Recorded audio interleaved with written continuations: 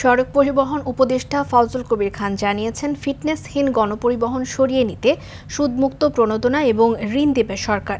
রাজধানীর হাতিরঝিলের চক্রাকার এবং ওয়াটার বাসে র্যাপিড পাস উদ্বোধন করে কথা জানান তিনি। শিগগিরই সব গণপরিবহনে পর্যায়ক্রমে র্যাপিড পাস চালুর কথা জানিয়ে সড়কে শৃঙ্খলা ফেরাতে সবার সহযোগিতা চান সড়ক পরিবহন উপদেষ্টা। আমি সবাইকে অনুরোধ জানাচ্ছি, আপনারা একটু সুশৃঙ্খল। আশা নিয়ে পরিবর্তন ঘটেছে বাংলাদেশে। মানুষ তো এর কতটা এটা করেন কি ওনার একটা কন্ট্রাক্ট বাস মালিক সমিতি এবং তাদের নেতা শিমুল বিশ্বাস ওনার সঙ্গে আমরা আলোচনা করতেছি।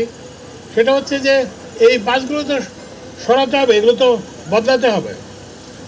এই জন্য এগুলোর জন্য আমরা সরকার থেকে আমরা বলেছি যে আমরা বিশেষ রেয়াতি হারে সুদের ব্যবস্থা করে দেব, কিন্তু এই বাসগুলোকে মেহরবানি করে আপনারা নিজের উদ্যোগে সরিয়ে নেন, কারণ আপনাদেরকে বাস মালিককে ক্ষতিগ্রস্ত করা সরকারের উদ্দেশ্য না।